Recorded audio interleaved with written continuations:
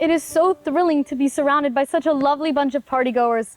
Allow me to introduce myself and share the story of how I came to be here. My name is Grace Maria Harry Murdock. I was born here in Cheshire in 1884. I am the daughter of James Henry Harry and Harriet Alice Patterson Harry. We lived on West Main Street. My father, whom everyone in town called Jim Harry, was a well-known, well-respected, and well-connected man of industry, a manufacturer. He purchased the Hitchcock Manufacturing Company building in 1887.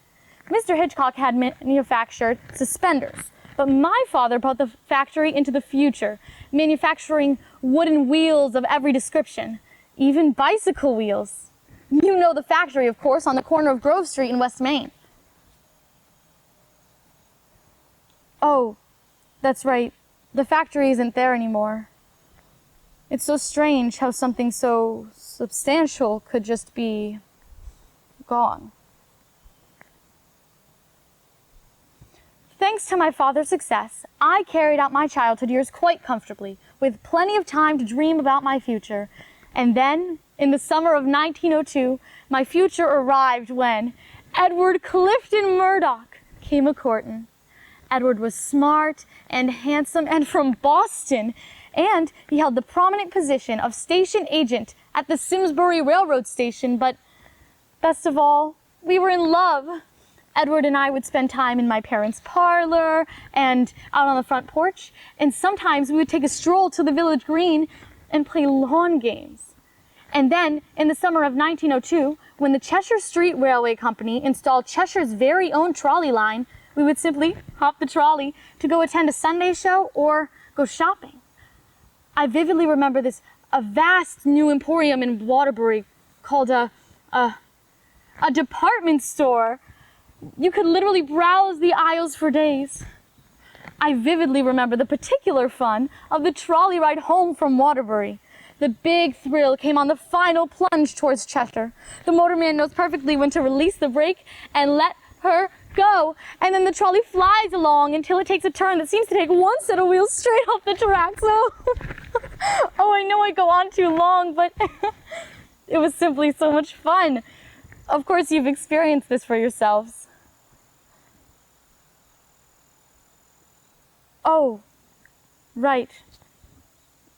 The trolley isn't there anymore. It's so strange that something so marvelous could just be gone.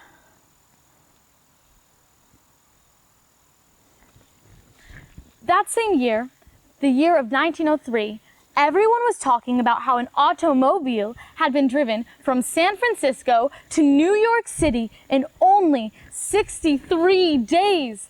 Auto sales soared.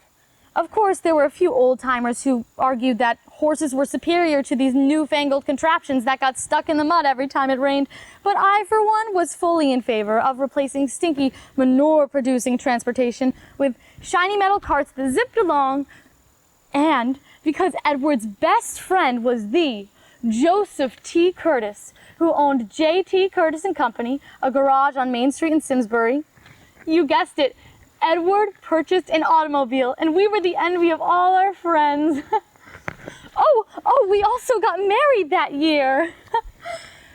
We had our wedding at the Methodist Church of Cheshire. A very grand reception followed at my father's house. Yes, 1903 was a very exciting year for the both of us. I was 19 and Edward was 25, and we were just setting off on our lives together as husband and wife. I knew we would go far, and not just figuratively. Modern transportation was literally at our fingertips, with Edward's access to railway tickets, our very own automobile, and trolleys popping up everywhere. It really just made life so marvelous. The next 7 years of married life flew by. When Edward wasn't working, we were usually off on a jaunt with our friends, and there was plenty to do. New shops and restaurants seemed to open up weekly. Then there were moving pictures and vaudeville shows. And with the portable phonograph becoming commonplace, almost every get-together became a sing-along. And oh, how I love to sing! You must think our lives were a little bit, but what's wrong with having a little fun?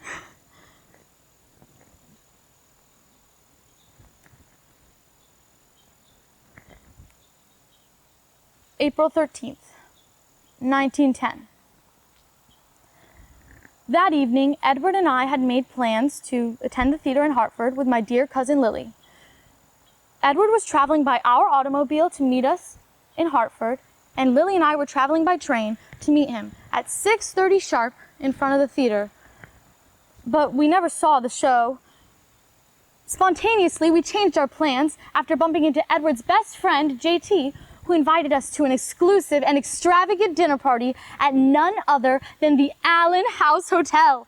You know it, of course, the vast 3-story building on the corner of Trumbull and Asylum with the elaborate ballroom.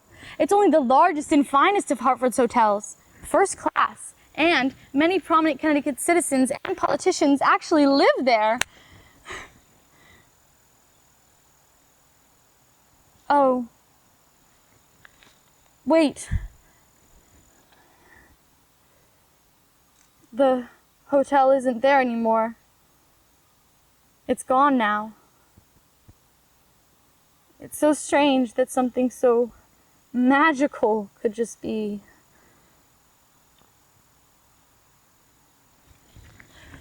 That evening was a fun-filled night. We dined and danced and sipped a glass or two of champagne, but best of all, I got to sing with the band. By the light of the silvery moon, I want a spoon. To my lover I'll croon love's tune. By the light of the silvery moon, your silvery beams, they bring love's dreams. We'll be following soon by the silvery moon. I remember it because it was the new popular song. So romantic. At some point, Edward, noticing the late hour and conscientious of having to work in the morning, he suggested it might be time to call it a night. Lily and I plied poor Edward with pouts and pleas to just stay a little while longer until JT intervened, offering to drive us home safely and deliver us to Lily's house sometime before dawn. All agreed it was the perfect solution. Edward kissed me and said goodnight, and I told Edward that I would see him the following evening after he returned home from work, and that I loved him.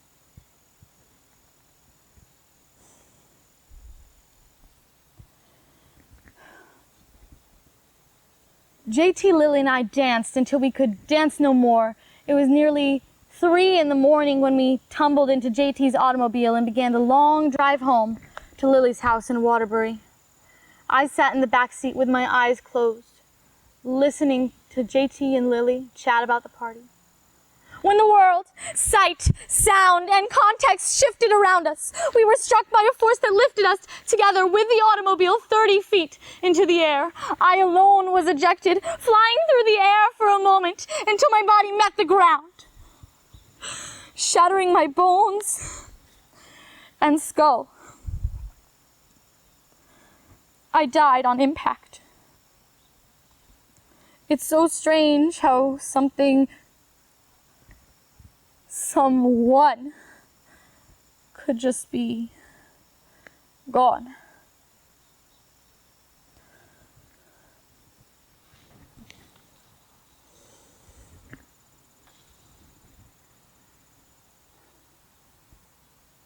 Sunrise shed light on our misfortune, revealing that all the cards were stacked against us arriving home safely.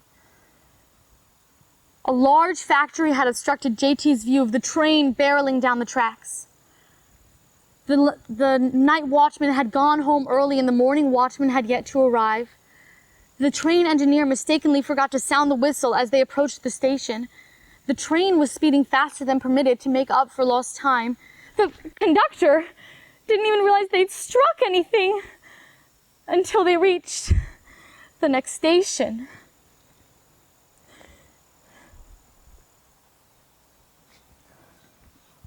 My funeral was held in the Methodist Church of Cheshire, where just 7 years prior I had been a bride. There was a very somber reception following at my father's house. I was buried here, in Hillside Cemetery. Poor Edward. He was so aggrieved by my passing that he had his name carved here, in the stone above mine, believing he could not live long without me. Notice there's no death date.